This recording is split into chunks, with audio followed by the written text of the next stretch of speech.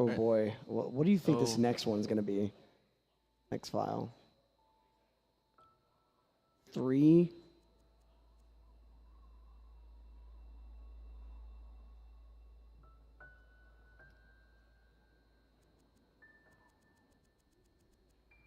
.303. Oh? Wait a minute. What? Oh, it's us! Shout outs to the racers for shouting out the comms. Let's go. How about that? Thanks so much, y'all. Yeah, thank you. Good luck and have fun. Well, there we go.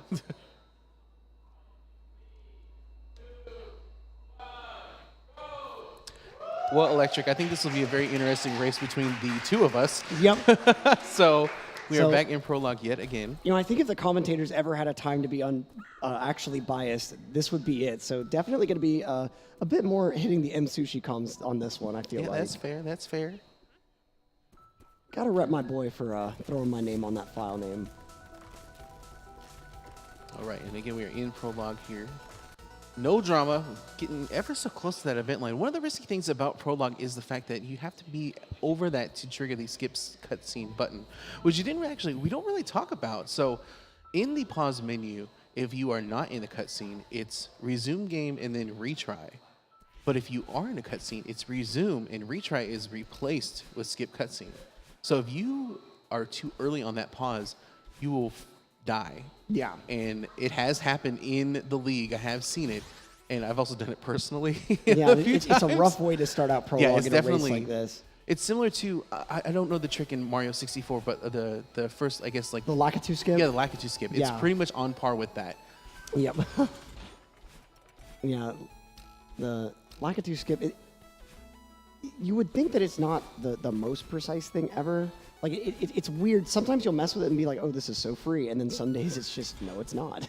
Yeah, and actually, I mean, in, I think it was the race against D Whatever and Ouija. Yeah, both of them actually missing it at once. Yeah, they both missed it. Yeah, so it's just like, it can happen. And one of the things that's really interesting there is the strat that Cheese Rocks is really, really easy. It sets you up perfectly in line after the final dive that you do in the camera flip, but there are a bunch of other strats that are way harder, but they only save 0.1 seconds. So both runners here. Actually, Sushi with the lead, or excuse me, Electric with the lead here. 1 second difference between the two of them. Yeah, it's the power of the name. You know, whenever you invoke the commentators' names, it offsets the curse. We've finally broken the curse. Except for the fact that I think we are going to talk about curses. I feel like my curse has been very strong, so I might have to use that to my advantage in this heads-up, quote-unquote, commentator race here in the grand finals. Oh, a little bit of commentator sabotage in the back, you know. As you say that. Taking a death instead of actually skipping that cutscene and then dashing up through the block. So that's what we were talking about with it's really easy to just accidentally retry. And this track, also one of my huge favorites. We don't get to hear too much of it with how quick we actually get to the battle and chase here. But, like, that track just reminds me of some of, like, the early Boards of Canada stuff. Like, stuff off of Twoism and, what other album? Like, Giogatti. And it's amazing that, like, it was composed for a video game soundtrack. Like, it just goes to show how much heart and soul everyone involved with this game put into it. So we're in the battle and chase here. Actually, Sushi got a nice diagonal dash in there. Again, that's one of the cool things is that there's these super small adjustments and differences between the runners' approaches. Actually, oh, interesting, Sushi did not jump. So that's another thing, too. We have these breakable blocks. We haven't actually really talked about them and the mechanics on them. So if you're on them and just standing on them, they kind of take a little bit longer before they break. But as soon as you jump off of them, you can actually cause them to despawn a little quicker. Also, if you grab them on the ledge and jump on, it allows you to just keep them around for a little longer. And you can use it in certain rooms. Most notably, I think 5B is one of them. But we have TGH here in Awake and Sushi as well. Yeah, both of them, as you can see, just trying to preserve Madeline's momentum as great as possible. He is going to get a 143. Woo! Nicely done on this old side here. Sushi getting a 149 as well. Impressive times from both runners here. Yep. And that section there is just your archetypical wave dash. Like, I mean, if all of those dashes into the ground, those were wave dashes. So If you ever want to practice your wave dashes, that's a great place to do it. As Tej and Sushi moving into resort just a couple of seconds apart. Tej fitting the key in that keyhole at about 34. Sushi going to be hitting it probably about 37.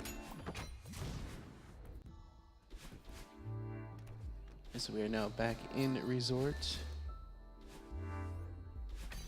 You know, we were going off the music too. This is, from a game level, this is probably my favorite track, quote unquote, because I absolutely love the progression that it has, and it really paints a nice story. I mean, you know, this first part, you kind of see this hotel, you're trying to get out, you're just kind of exploring and seeing what's going on here, and the music is a perfect backdrop to that. Yeah, it's like those first swells invoke that like abandoned urban exploration feel. Yeah. And then like as you're getting in the hotel and you start seeing just how dilapidated it is, how widespread the dust bunnies are, how much just book crates, towels are everywhere, and all these little like baggage elements keep getting added on. It's just, oh man, it's such a nice aesthetic to the game. And then there's actually a few, you know, we're touching on anxiety and depression and self-doubt that the game showcases. The anxiety portion actually is showcased in this chapter, right where the demo dash is at for that cutscene that they skip. So basically, you come to find out that these dust bunnies that are all around the hotel, it's actually Mr. Oshio's anxiety manifested. So he's like kind of like having a freak out moment with him talking to himself or everything, and then like the dust bunnies come to create that barrier. So it's just a, you know, a nice little touch, again, just talking about some of those real life things that people do encounter on a day-to-day basis here. Msushi missing the spike jump here, getting it the third time. Tej clocking in at 5:10. And Sushi to 5:12. So actually, yes, Sushi cutting into that lead by 2 seconds.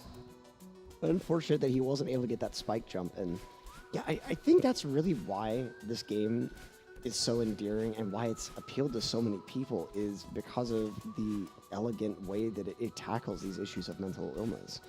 And especially in some of the later chapters where like Madeline is personally experiencing this really intense anxiety, and really like the resolution of some of these issues in the game is just, you can tell that it's a game made by people that have dealt with these things to help other people cope with them. And that's just really, really touching.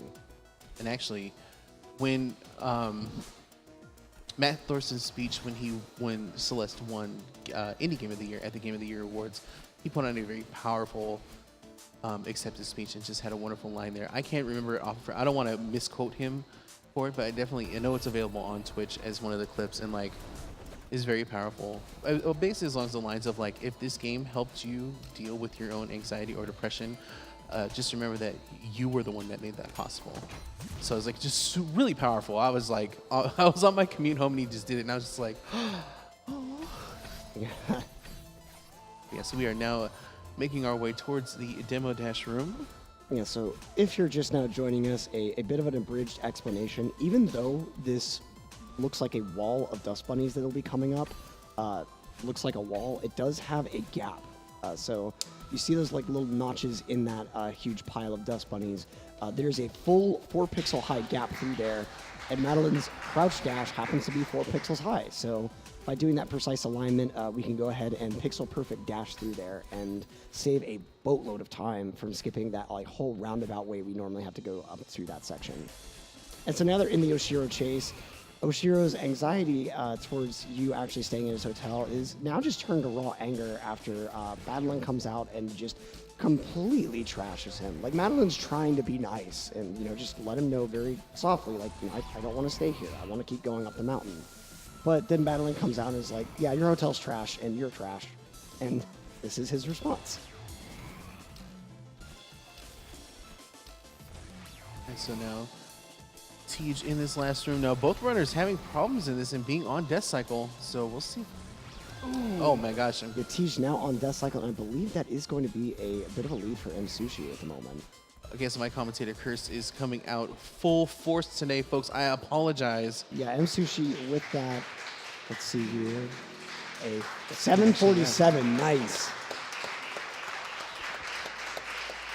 A 752, so a 5-second lead for Msushi going into Golden Ridge. Now, a lot of really precise movement here. There are plenty of opportunities for this lead to switch, so Msushi has claimed the lead. Now he just has to keep holding on to it. And against someone like Tej, that is a much harder task than it sounds.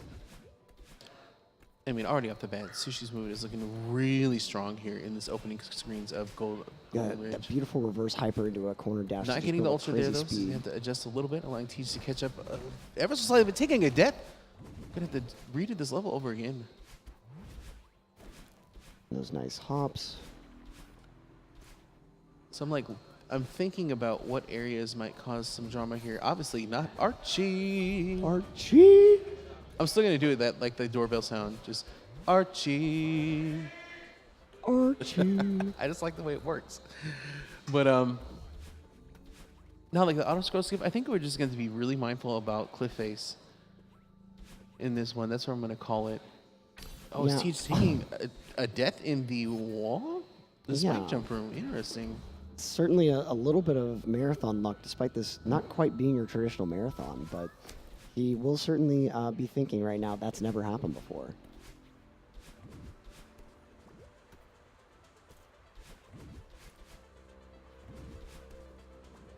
I'm seeing a request in chat. Someone wants us to commentate them eating a sandwich. Well, Capt, if that sandwich is high octane Celeste gameplay, we're your guys.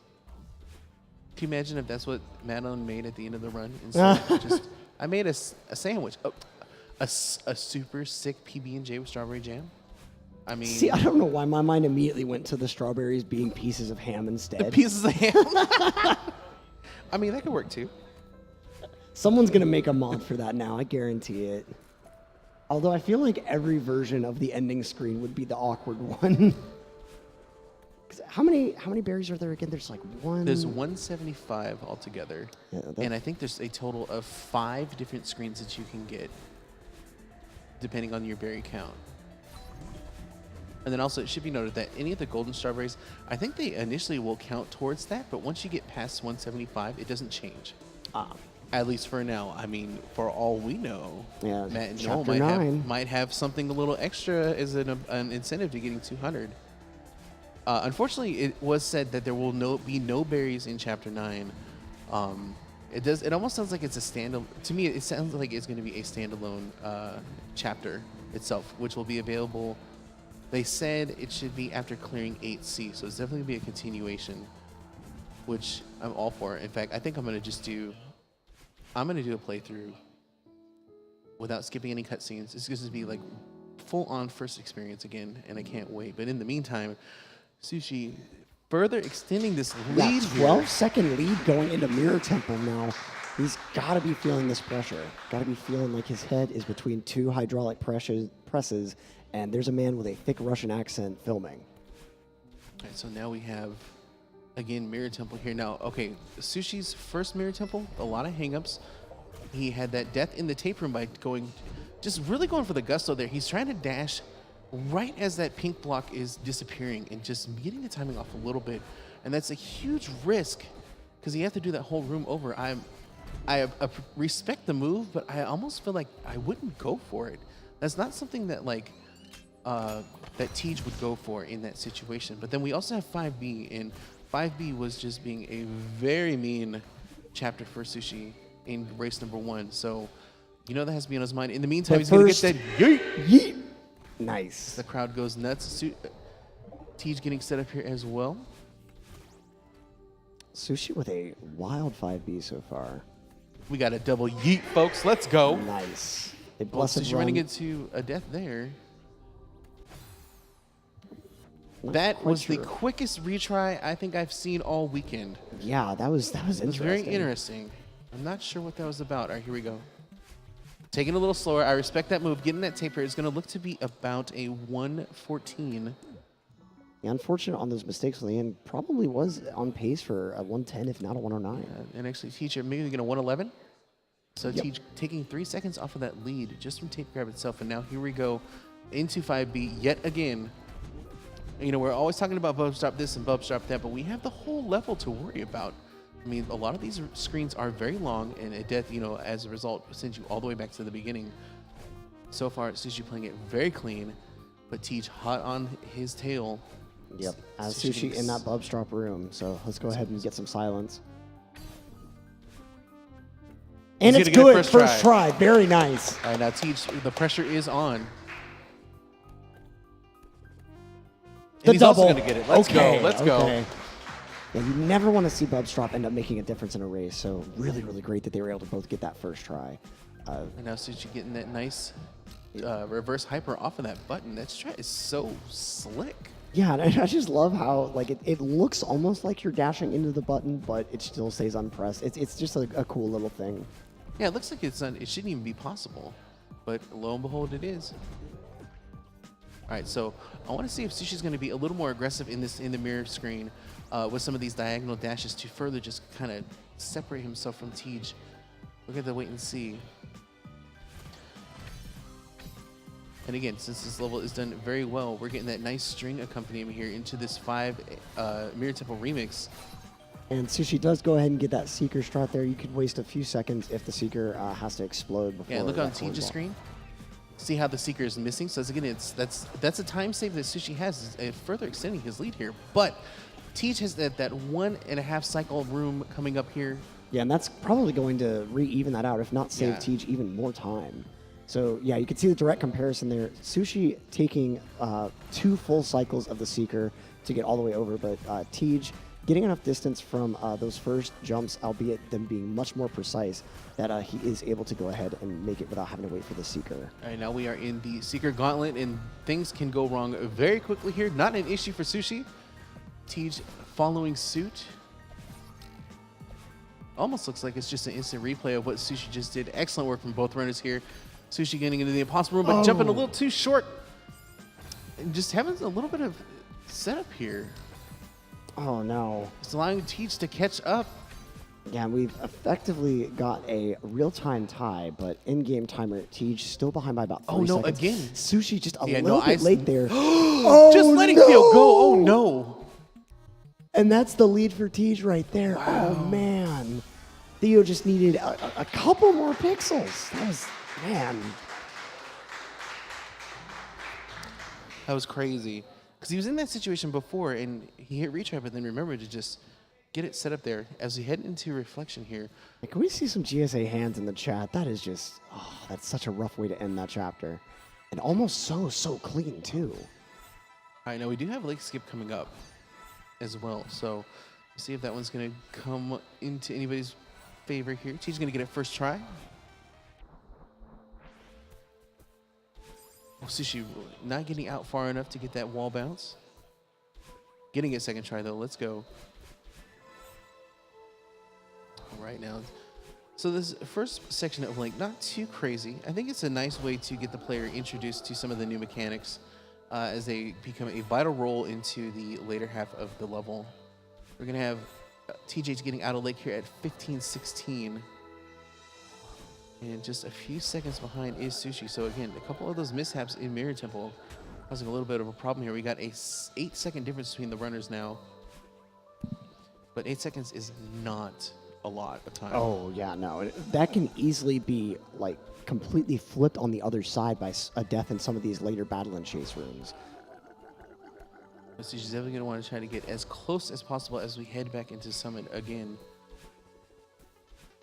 Yeah, it's really crucial. Reflection is going to be the key point. Sushi can potentially make up sometime if he's able to get just a wild Summit, and Tej plays a little bit off his best, but in Reflection is really where Sushi wants to try to build back up any sort of lead that he can, or at least make up his deficit. You can see the momentum from the Kevin blocks being stored with those dashes to go ahead and make some pretty nice jumps. Now, these bumpers we haven't really talked a whole lot about, so as you can see, they kind of sway a bit in the wind, and those are on a steady cycle, but a little bit of difference between how exactly you move through the room can change where exactly you hit them. And even though the cardinal and ordinal directions have a little bit of forgiveness, so like you could hit it, say, 2-degree angle from the very, very top, and it'll still give you a perfect vertical, going any more in between can actually cause like random bumper directions. And so if you end up having a weird sway of the bumper that you hit and you hit it at a slightly weird angle, it can send you flying in a completely unexpected direction. Right now, Tej getting to the ravine portion here. So we have these developer intended shortcuts we're going to be taking all three. The first two, very easy to line up because you have a wall to cover with. Third one, not so much. You got to do a little bit of finagling, but it is not an issue for Tej. Now, I know out of all the runners, I'm not sure, but I know that Nero actually prefers to do an alternate strat where he grabs that checkpoint, which they do have. But I don't think the time difference is that it's very minute. It's just like not even apparent. And you know, Nero will be one of those guys to watch out for, especially in Season 2. He wasn't actually able to participate in even the playoffs because he knew that he wasn't going to be able to attend PACE. But one of the really interesting things about him as a runner is he does a lot of safe things that other runners don't go for. Like, for instance, pause buffering Bubstrop. Yeah, that I'm still blown away by that he's pulling that off. And I guess it's just more about being consistent because overall you want to make sure to get that 100% of the time. And if you have a way of making it work, even if you're losing like a quarter of a second, it's way better than losing 10 seconds. And of course we got the beautiful hey ya.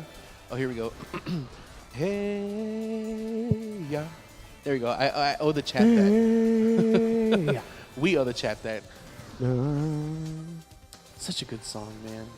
Again, shout out to Selena. I mean, we've been doing this all weekend, but we appreciate all the hard work that you put into definitely the check out soundtrack. Lena's Bandcamp because Yes. an amazing artist right there. Or also, you know, we do have that giveaway for the subscribers to Speedrun. So we have 5 cassettes, 5 vinyls, and 5 Celeste Steam keys available to you, all you wonderful subscribers here. And we also need to go ahead and mention that PACE merch is still going to be available on our Streamlabs merch store all the way through a week from this event. And all of our general GSA merch will always be available from there. So if you want one of these nice PACE mugs, shirts, anything with this well-designed logo on it, stop by there within the next week to go ahead and pick those up before it's too late. I'm actually upset because I'm on my iPad here and I can't subscribe. I don't know where the button is. Oh, no. So I definitely would do it. I think if you go right to the channel, if you click on the channel icon, then it'll actually take you, I think there's a subscription button somewhere. You may also already be subscribed. Try using one of the emotes in chat. Oh, no, I'm not. I had to pull away from that, unfortunately. But, you know, we should also point out, too, like, if you are able to subscribe, we don't want you guys to break the bank.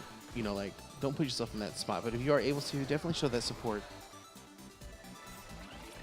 So Tej, nearly at the end of this battling section, getting that quick grab on the flower, on the feather there.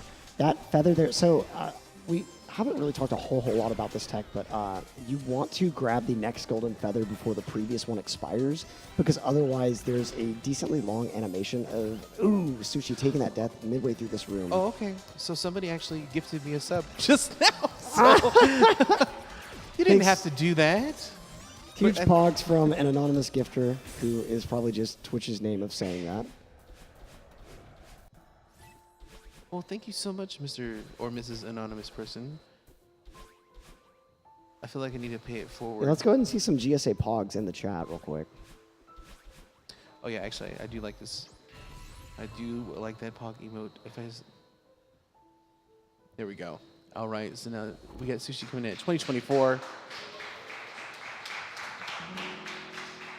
So not a bad deficit, just Reflection kind of taking him for a little bit of a loop, but it was really the ending of that Mirror Temple 2 that first kind of started this progression. And here we go. So again, Tej just starting out.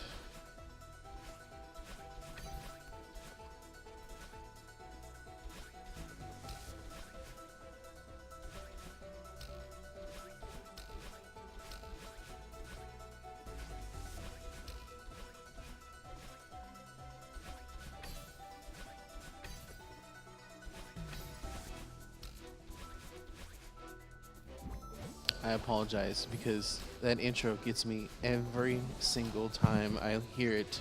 Oh yeah, same here, same here. I always want to try to listen to it. So if you pay close attention, you realize that the intro to Chapter 7 is actually the first, or like the song that you hear on the bridge in Prologue. And it's a really nice play because it brings you back to that moment when you're first starting out, and it lets you kind of like, no pun intended, but reflect on how far you've come into the game as you're nearing the end goal of climbing the mountain. Yeah, and it's really fascinating because effectively you're starting from the same point too. The implication of this chapter is you're starting right from that very beginning. Just now, instead of directly fighting Madeline, you're actually working alongside her.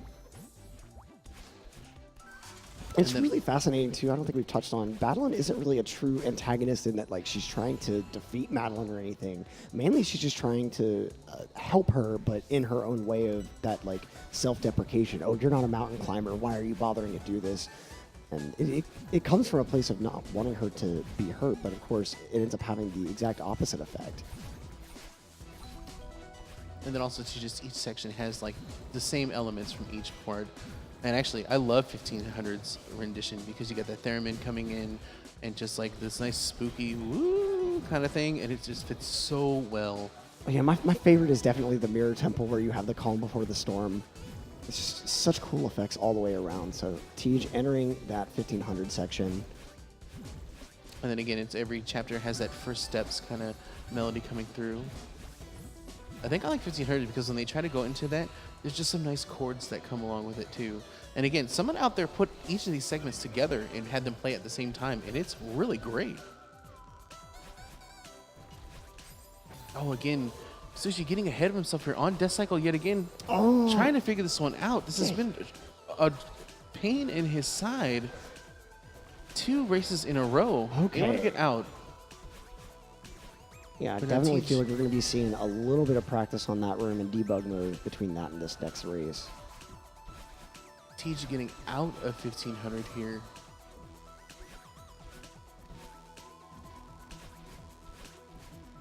All right, now we're in the Ultra Room here on Sushi's side. This caused a little bit of hang up again to the corner bot, but able to recover. Let's go. Able to adjust there. That reaction time too, there was not a lot of time for him to react before that discipline was going to come down and force him to redo that whole screen all over again.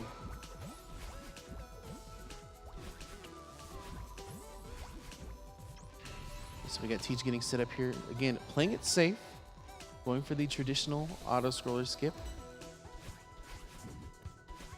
Again, giving Sushi an opportunity to do the auto scroller skip, and just save a little bit of time here.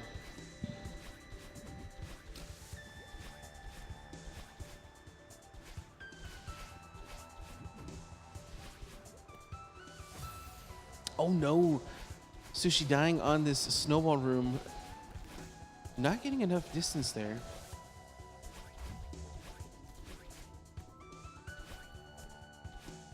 He's going for it, getting it nicely done.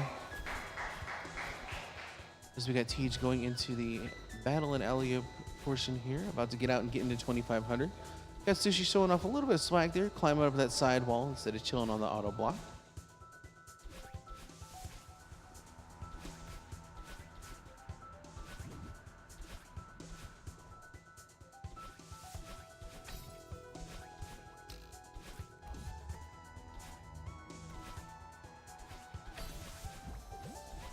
And now Tej carving through that long room, getting ready for his key skip here. While Sushi on nice the and battle clean. and alley-oop.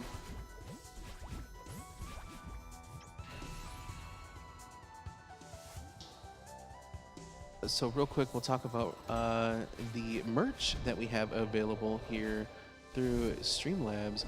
All of the PACE merch that is available is going to be up for about a week. So if you want to get your hands on that really awesome hoodie or this nice coffee mug that has been sitting at the commentator's desk, you were to want to get those orders in if you can.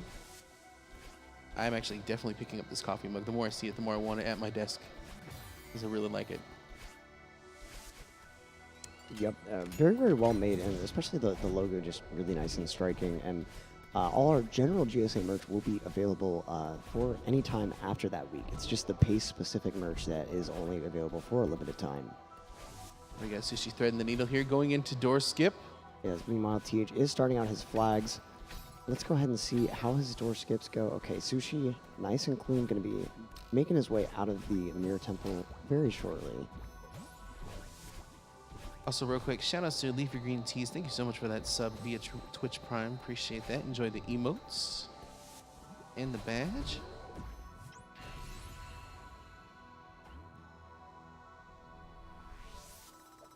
All right. Sushi now in 3,000 here is about a 8 flag difference between the two runners.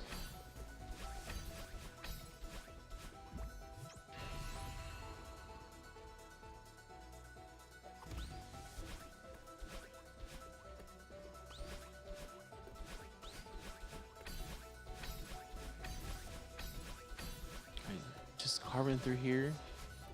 Teach in the updraft portion now. Again, we got those troublesome flags coming up, flag number 14 and 13, but then also that opportunity to skip 10, 9, and possibly... No, you can't skip 7. There's like no way about it. Yeah, and Sushi, meanwhile, getting past a section he's indicated as a very problem one for a while. I think 24 through 22 is what he said gives him a ton of trouble, and it seems he's finally breaking that mental block.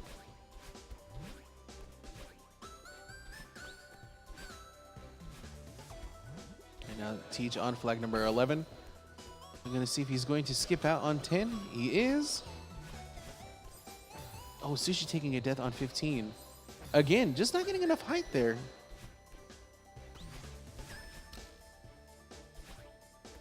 Now 7, but Teach is going to have to reset, not getting his dash back. All right, Teach is on the home stretch here. There's a couple more sections to go.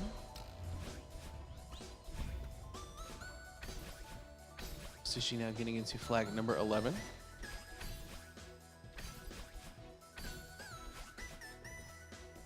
And you know, we've been talking about the consistency on TGH's side, and I believe his first race was a 28:13. It doesn't look to be that low, but still going to be a very respectable time. Sushi, oh, yeah, not Sushi just falling getting right enough down. height there. Going to have to redo this flag.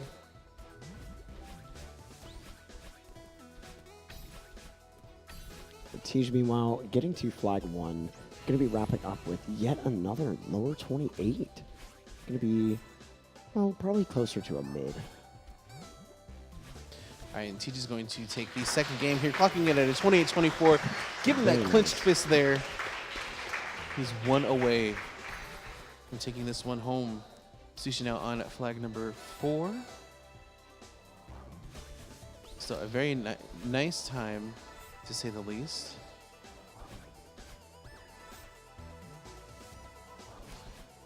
This time Tej under average. Now actually this is very interesting, I want to point out, because in the first race TGH had 9 deaths total and a time of 28:13, but this time he actually has 2 less deaths and is 9 seconds slower. Yeah, so it just goes to show how variable some deaths can be in this game, as well as... Sushi now finishing up at a 29:09. There Rounding it out is. the second race A here. huge improvement over that first race.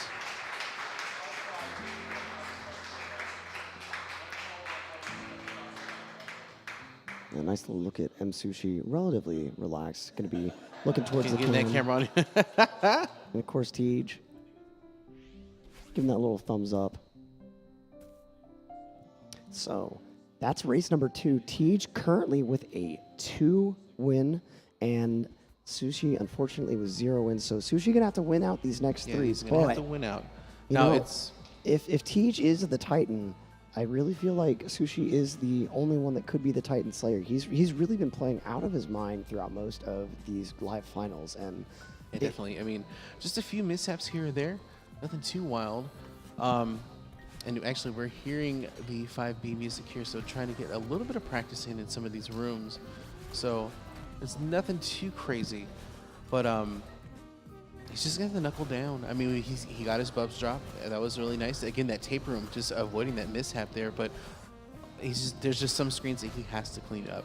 Yep. Just running into just a little bit of those things. I feel like if we were to go on what Tej has been talking about on his own experiences, is maybe Msushi's just trying to go a little too fast. Yeah. And I feel that maybe if he decides to just kind of pull back a little bit, which, you know, it's weird saying that considering that we are speed running the game, but it is very easy to get ahead of yourself. And I wonder too how much of it is just him forcing himself to play on that razor's edge, knowing that he's playing against Tej. I think that is also another factor too. I mean, like he has a very clear shot of Tej's screen up on stage, so you know it's hard to not look up and see. Oh, yeah. I've seen every runner throughout the entire event do that. Even if you don't want to look, your peripheral vision will give it away, especially when your opponent enters a drastically different aesthetic room.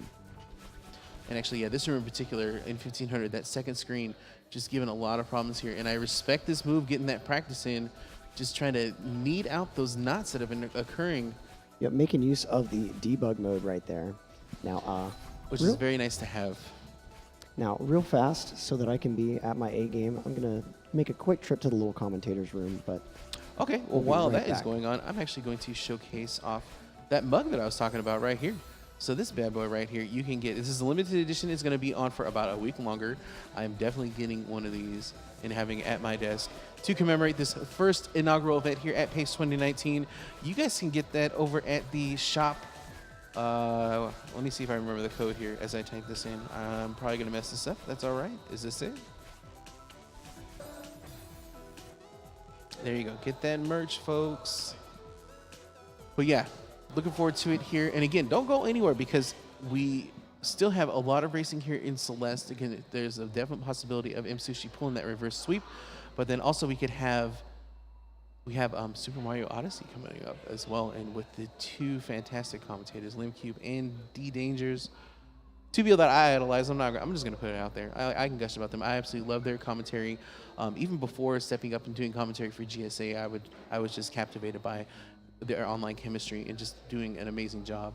So looking forward to that. And then, of course, they have Super Mario 64 to close out the event tonight. But we have a lot more gaming to do. Also, I should point out, shout outs to all the people that did drop a follow after the file names being the commentators. I do appreciate that from our guys on stage and as well as you guys out in chat. I guess if I wanted to do a little toot my horn as myself, I did have a showcase run of Invisible Percent, and I actually do plan on continuing to run that. So if you want to check the VOD, we have that there. It's a very entertaining run.